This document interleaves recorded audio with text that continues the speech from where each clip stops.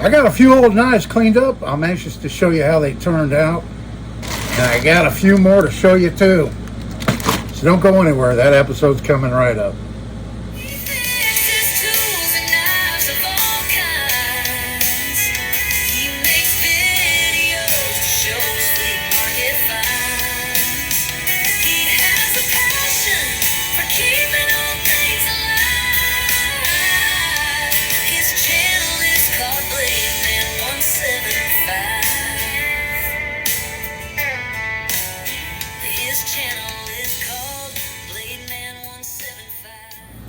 Hello everybody, and thanks for coming back for another video. This is Dave. Glad you're with me out here in the shop today, working on pocket knives again. The story of my life. I got a few cleaned up and I want to show you, and then we'll get on to some of these new used knives that I've acquired. I want to show you. We'll start off with this little Victorinox. I don't have any before pictures. Really didn't have to do too much. I think they call this the Mini Champ. I just knocked some of the scratches and stuff that it had on the handle scales off of it. Got that cleaned up a little bit, ready to go into my collection. I still need to get a battery in it for the light, order the pen that goes in it that doesn't work. And I'll start off showing you this guy. Here it is before, and this is an old Imperial Stockman. It has the 56 to 88 tank stamp, and here is how it turned out.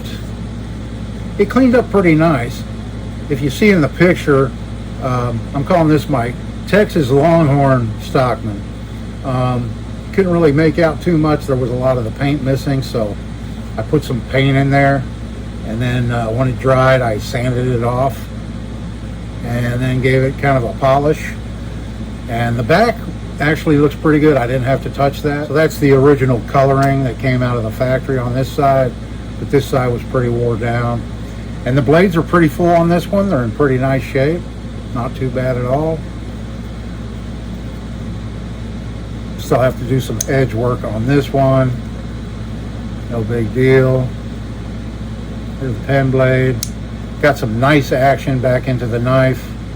Everything's opening and closing smoothly and snapping like it should. There's the spade blade. So there's that little guy. Came out nice. Next up, we have this old Camco electrician's knife right here. And it was in pretty poor shape, but for the condition it was in, I thought it came out pretty nice. Here it is. It's a good user knife now. This one had a broke off screwdriver tip, so I reprofiled it, got that fixed and usable again. The liner lock works very well on it.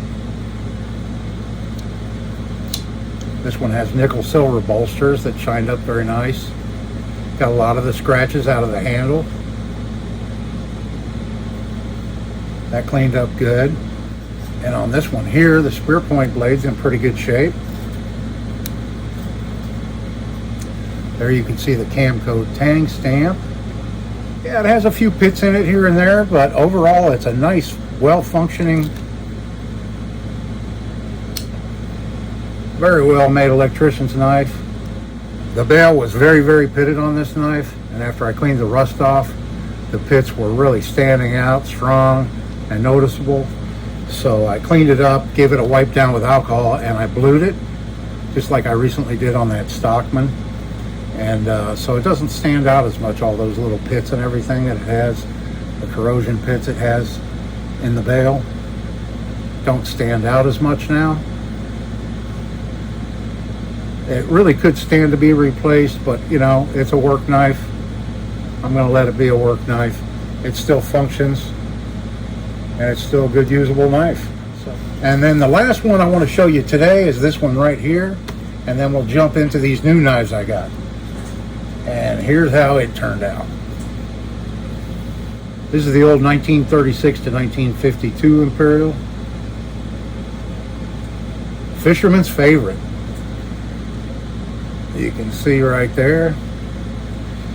And I thought this might have been discoloration from stuff getting underneath the handle scales, because I thought maybe they're somewhat translucent. But in cleaning it up, I think that was out of the factory, made like that. These little dark spots. I think that was just like a little pattern they put into the plastic. So this knife does have steel bolsters. So I got a lot of the dings and everything out of them, and then I gave them a good polish to give them a good chance at corrosion prevention in the future. No real deep pitting or anything in the springs. I love this knife. So it has the main blade. I still need to do a little bit of work on it. Somebody did a very poor job at sharpening it in the past, so I cleaned it up a little bit, but I need to go back and put a good edge profile on it. There you can see the Imperial tank stamp. Has this really cool swedge right here, and no real deep pitting or anything in this blade. Nice half stops, very nice action on it. Then we move over to our fish scaler hook remover cap lifter blade. Still has a lot of the natural patina on it. There again, no deep pitting or anything on it, fully functional. Nice action. And there's how that one came out, the Imperial Fisherman's favorite. All right. Now I've got this bag of knives here that I've acquired, that I bought, and at various places. And what I did was, I added them all up, what I paid, and then I just divided it by the number that is in this bag. And it just so happened to work out to $2.36 each. That's basically what I paid for this 25 pounds or whatever I have here of knives. It's got to be at least. What I'm going to do, because there's so many of them, I'm just going to reach in blindly, and all the blades are closed, so I'm not going to get cut or anything. And I'm just going to grab a handful, just randomly grab a handful, and then this handful is what I'm going to show you right here. And in this particular handful, we have 1, 2, 3, 4, 5, 6, 7, 8, 9 knives. We'll start off right here.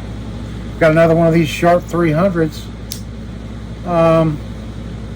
It's got quite a few scratches in the blade. These were sold by Kmart back in the day. They have ebony inlaid handles in the stainless steel frames. This one's in better shape than the other one I have.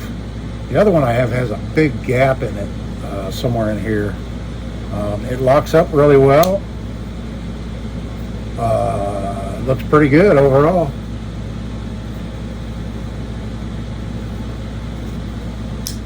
I didn't get a leather pouch with it or anything. These were made in Japan, out of stainless steel, possibly ATS 34. That's a Japanese equivalent of 154 cm US steel.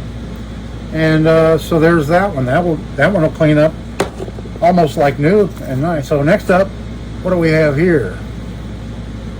A little lockback, Browning USA.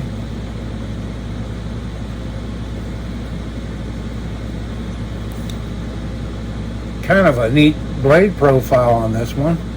It's very dirty. It's been used. It's very lightweight. Very tight. There's no blade play in it at all. It's dirty and scratched up. It's all stainless. That one should clean up very nice.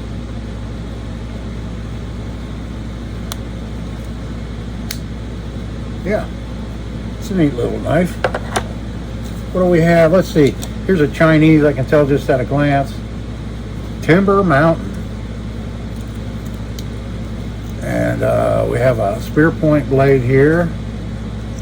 Stamped stainless china.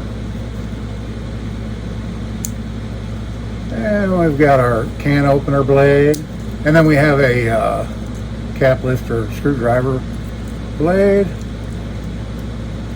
Needs a little oil. I've got a little screwdriver on the back, Phillips head, and a nail cleaner and file blade. And it has a little key ring on it. Stainless steel handle covers. I have so many knives like this, it's not even funny. All right, moving along here, we have a Tomcat. I know because it says Tomcat right there. This might be made in Japan. CI, high stainless, 50G, Japan, maybe it says. Not sure. The blade is very, very over sharpened. Kind of a buck style handle lock back with the brass and the ebony wood inserts. Yeah, unfortunately the blade has been so sharpened down that when you close it, look at that. But I can fix it. I'll take a little off the kick and get her to sit down in there flush, and then give it a good clean up and see what I can't get for it later on. Next up we have this little advertising the Grand Canyon in Arizona. Little keychain bottle opener, corkscrew with a little blade on it, stainless china. I think I have a few of these already somewhere. All right, let's see what we have next. We've got this, looks like an Imperial, little 3-blade Imperial with a broken blade, unfortunately. This blade's all wore down. This blade looks wore down. Unfortunate. Real pretty handles. I think they would clean up really nice. It has a neat pattern in them. It has nickel bolsters. But this blade here is broken. Yeah, it's a 36 to 52 Imperial. Right there. So this knife is 70 plus years old, but unfortunately with that broken blade, that's the main blade that's broken. So we'll put this off to the side in our parts bin, and maybe we'll come across a blade for it, or we'll fix it up and do something with it in the future. All right, next up we've got this guy right here. It's bone handle, but it's missing one of the handles, and it looks very, very well used. I don't see anything on this blade.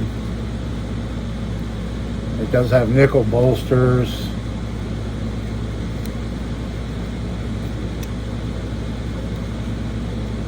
All the blades are just really, really worn down and sharpened. This one's not as bad, the sheepsfoot blade. Not quite as bad. I don't know, it's a mystery. It might be a Camillus. It has that long pull on the main blade. It's a serpentine Stockman. I'm not sure. Not quite sure. Let me look here, see if I can see anything. There is absolutely no sign of a maker's mark on this anymore. It's completely wore off. So I don't know. We'll see what we can do with that one in the future. Then we've got one of these. It's either a USA or a Colonial,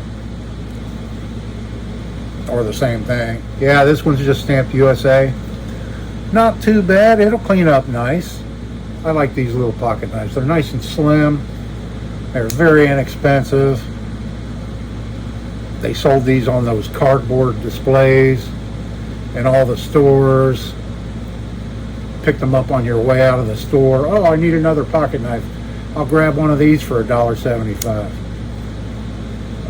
Yeah, so this will clean up pretty nice. It's in good shape. It hasn't been used and abused like a lot of them, you know.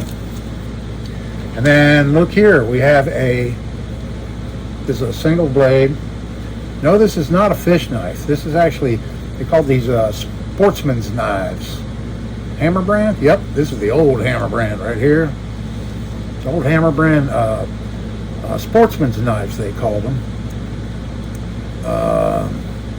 Not sure what the handle coverings were originally. There's a little bit of the remnants of it. So when I get it apart, I'll be able to tell. It is a little bit dinged up and mushed up there, you can see. So I'm going to have to pound out some dents out of this one, get this chip out of the blade, and get the blade fixed up a little bit. get some action back in it, because it's very, very stiff. Doesn't close all the way properly. Down inside it's very, very filthy with pocket lint. Who knows what down in there. This one will be a good candidate for that new vinyl film I got in for coverings on it. So we'll get this one fixed up and take a look at it later, see how it turns out. So there's plenty more knives to show you in future videos. I think what I'll do is I'll just grab a handful out of that bag in every video coming up in the future, and get some of these cleaned up in the meantime. I'll show you a few I've gotten done, and then I'll show you a few more of these new ones we got in. So I hope you enjoyed today's video. Let me know what you think down in the comments. Like the video, share the video, subscribe to my channel if you haven't. Please do all those things, because it really does help me out. Remember, my book on budget knife collecting is available on Amazon now, and it's available in the paperback form or the ebook form, which is considerably cheaper.